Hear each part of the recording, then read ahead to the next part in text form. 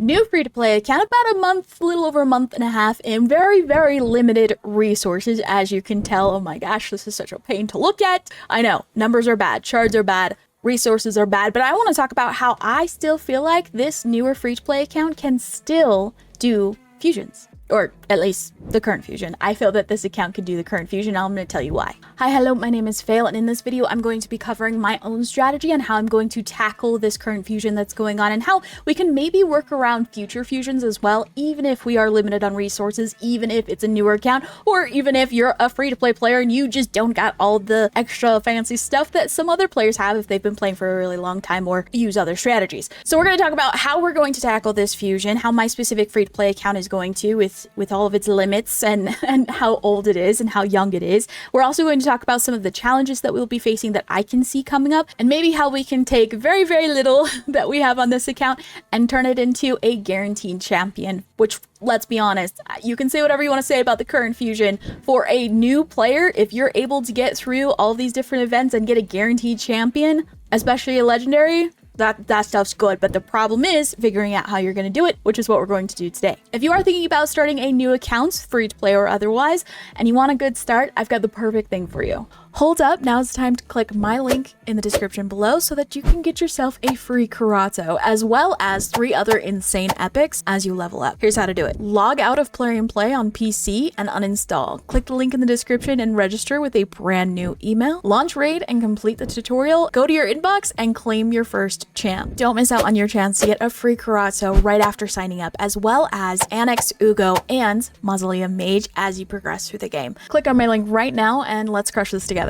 Right, throughout this video, I will be going back and forth between Raid and this little sheet that I've created. We've got quite a bit of notes and items that we're going to go over. I actually went through and did a few calculations and also strategically tracked certain things so that we can kind of go over it in depth and really figure out bare bones, what do I need in order to do fusions. Now, I'm not going to go over specifically how to do every single individual event, when they start, how to use the resources, yada yada, because I know that there's already a lot of videos out there. You can go through, you can find the schedule and see what works for you. In this video, I want to talk about the specific challenges we're going to see and probably are coming up between specific categories of events, and then kind of work our way through on how we're going to tackle them specifically for this account. First and foremost, let's talk about dungeons. Now, if you look up any of the guides online on how to do fusions, they're going to tell you that the most ideal way to do all of these different dungeons and the events that are associated with them or tournaments is to get to stage 20 and to farm up stage 20. But let's look at this from a newer player or a free-to-play player point of view. Not everyone can get to stage 20, and of course they tell you, okay, well, roll it back to stage 13, which is fine, but you may have to use quite a bit more energy because the better the artifact, the more points you get. So of course you're gonna have good and bad luck.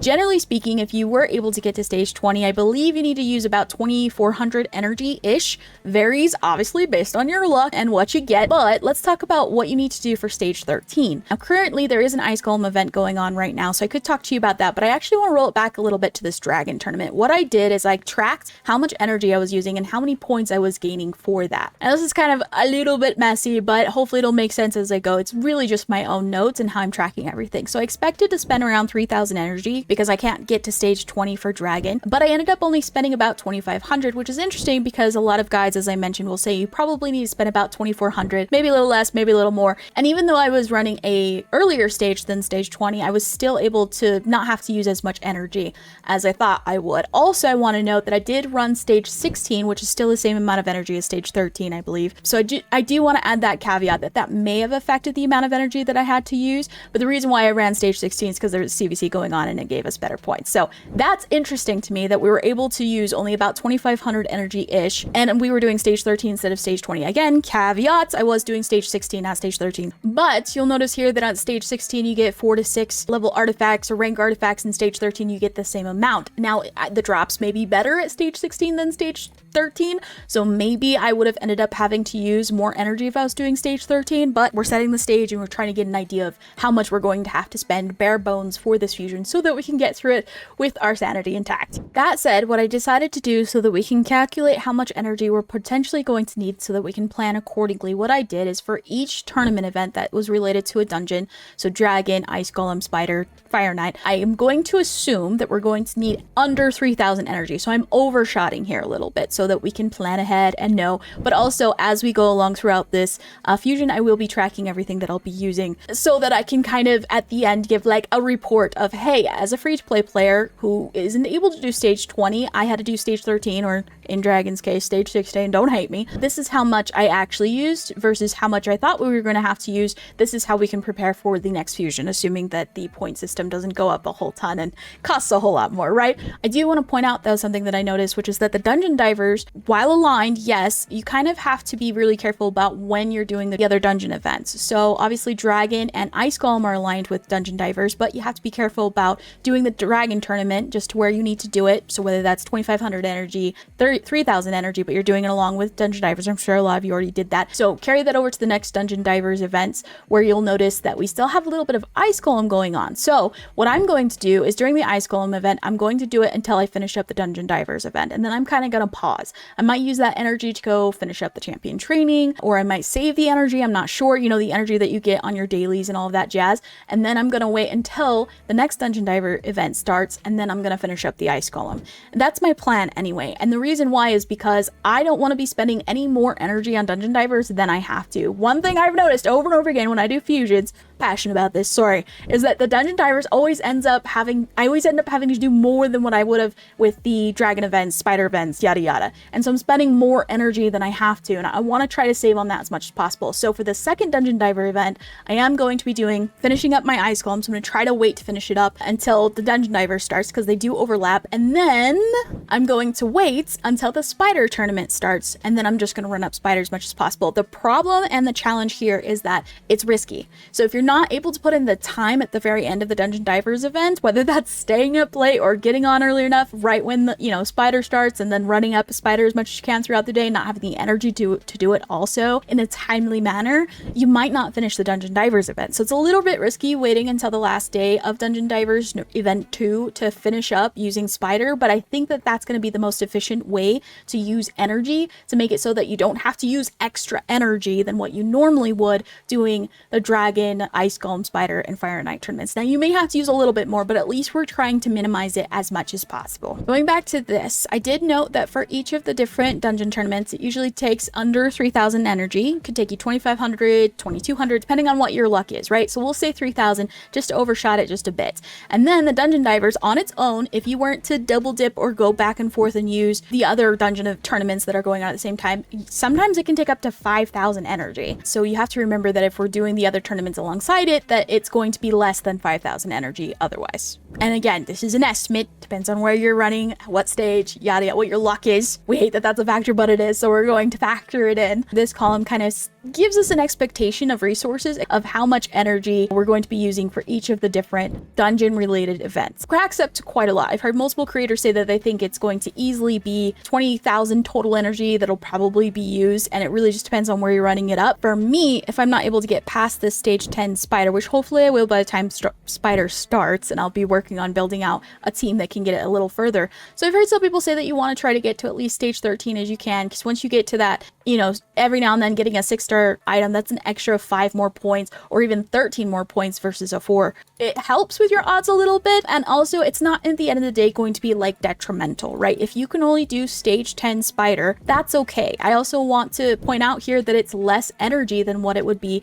to do stage 13. Stage 13 is going to be 14 energy, and then all the way up to stage 20, which is going to be 16 energy. And I mean, 2 energy difference from stage 10 to stage 13, it's not going to make a huge difference, but at least it kind of helps offset your bad luck of getting, instead of being able to get that rank 6 artifact, you know, at least you're saving a little bit of energy as you go. Okay, so that's challenge number 1, is having enough energy to go through. If you align, obviously, your dragon tournament and your Ice Golem tournament and spider and fire knight along with the dungeon divers, you should be okay. You're going to have a little bit of in between where you stop using the energy, or you could just keep running it up if you want, if maybe you're going to win the tournament or whatever. But again, we're talking about bare bones here of what is needed in order to get this done. So there's the dungeon events that are involved and generally how much energy you can expect. Next, let's talk about the gear enhancement. So we did have a gear enhancement that's currently going on. I finished mine up yesterday because the CVC was going on, and I did track how much I spent. I spent 22.1 million silver, and I was checking it often to make sure I didn't overspend. Even though I have about 10 million silver left in my account, I definitely definitely want to save that for the next gear enhancement event because there's 3. There's freaking 3. That said, again, going back to my little notes, I did also track how much silver I used on my main account, which was 31 million silver. Now, a couple of things.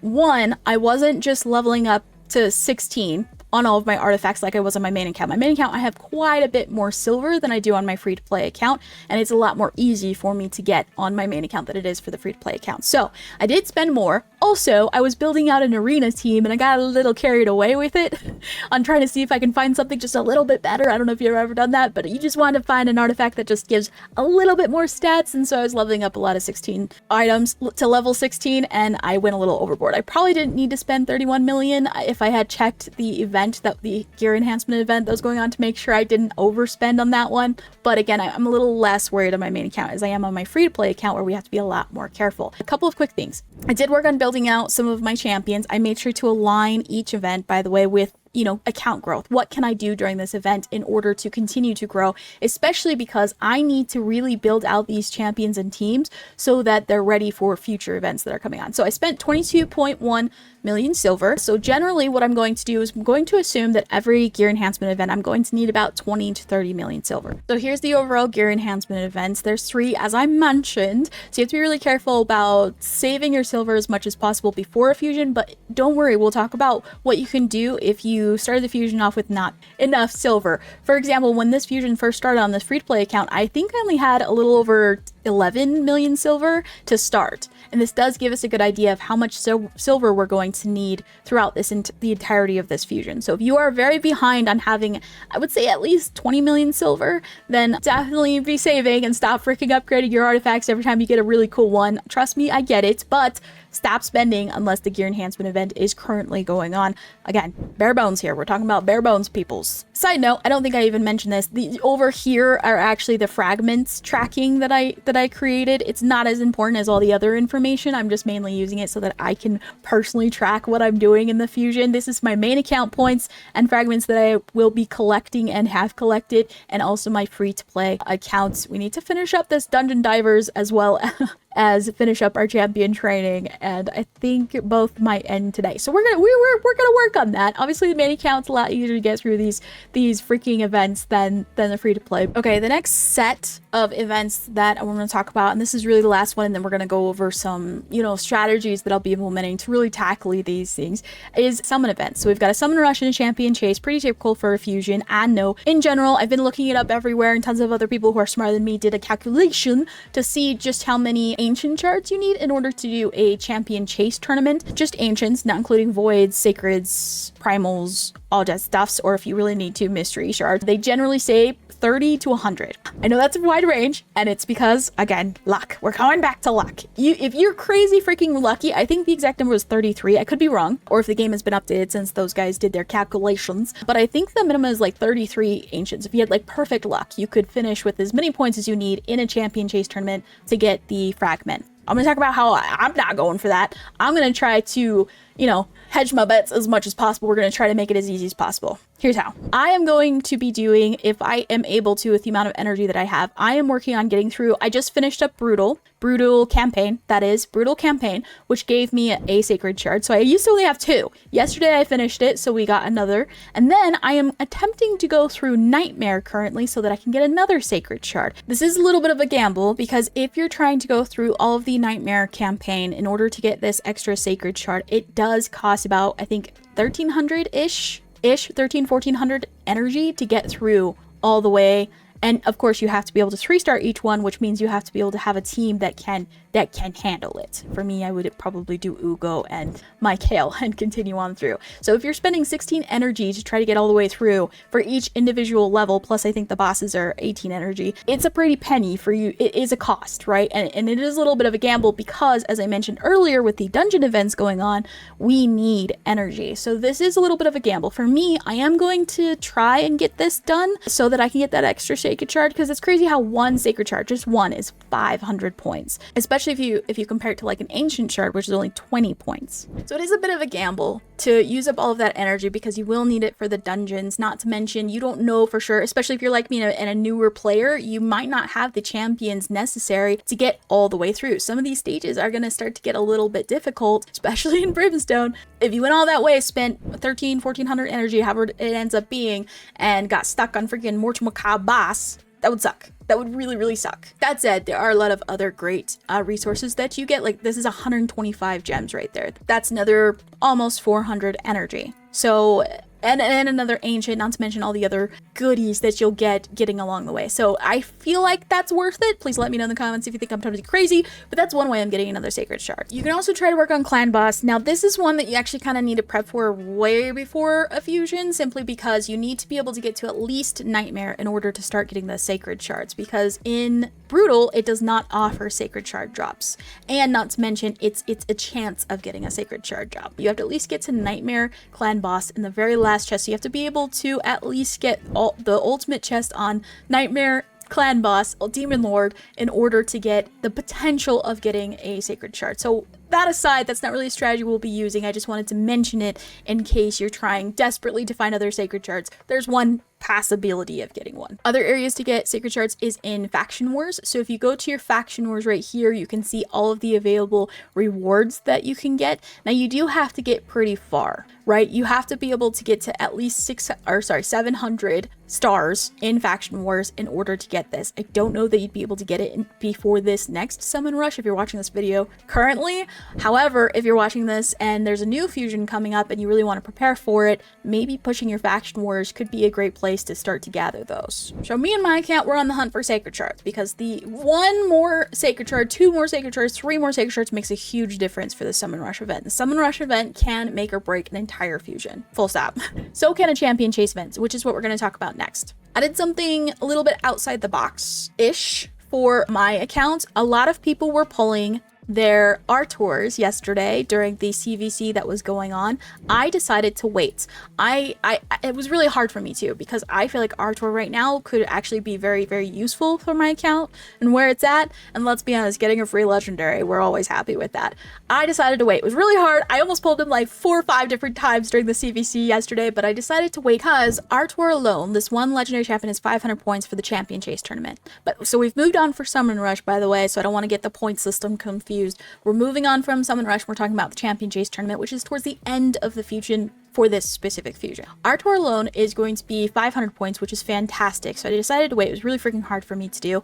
Another strategy that I'm doing is I am going to be pulling Huntress and Bloodhorn. Now you might be going, you only have 30 freaking fragments for them. How are you going to do that? I am going to be obviously doing all of my 3v3 arena coins, tokens, whatever they're called, as much as possible, so that every single day I can come in and grab these champion fragments.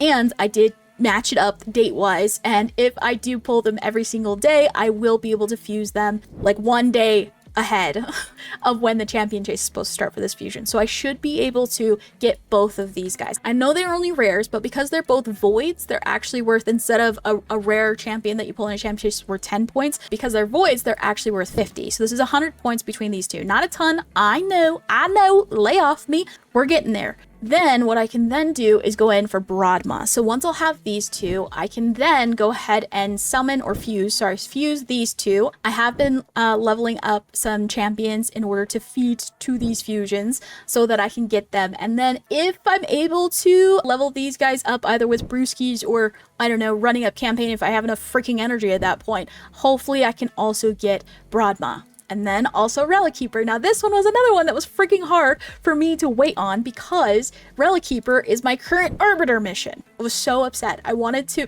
fuse him during the last CVC, but I decided to wait. It took all of my restraint not to do it so that I can move on, get these 100 gems, and get to part 4 of Arbiter, which, as you can note, is the very last part, and start moving on. It's okay though, because I also realized that I looked up the Arbiter missions, and the next Arbiter mission, or one of the upcoming missions for the part 4, is to have another 6-star champion. So I was like, all right, fine. I'll spend this time building up food and champ training some food so that I can get to my 6-star, my next 6-star. I'm gonna get stuck anyway, so might as well just wait to fuse this Relic Keeper. And then what I'm also doing is whenever I have like a daily quest that has me go into campaign farming to do like campaign bosses, or you have to do like 7 campaign stages or whatever it is, I'm going into the campaign, and it sucks because it doesn't give you as much XP, but I'm specifically going into the different areas that offer the champions that are needed for this fusion so that I can farm them, and then, you know, in turn continue to farm them up and level them up so that I can go in and try to, I don't know,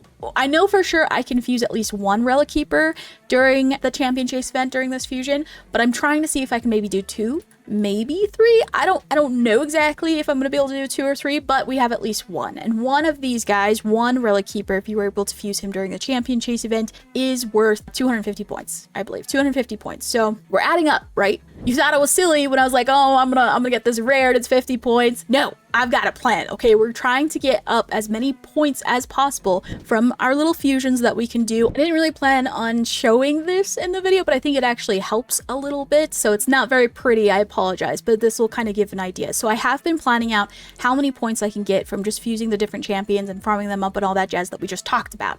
Okay, so we have to figure out how many champions we have, how many of them are leveled, yada yada, so that during the champion training events, I know which ones I need to go in and start leveling up. But also down here, you can actually see all the different points that I was just described to you. But this just shows all of the different fragment summons that I plan on doing during the champion chase event and how many points that'll add up to. Probably be about 1,300 points. If I'm able to pull all of these, if I'm able to fuse all of them, level them all up, yada yada. This is all work I need to put in before the champion chase event. But it's also work that you could be doing too if you want to try to offset the amount of shards that you're going to have to pull during that event. So we covered this summon rush. We want 7 to 8 sacreds if we can.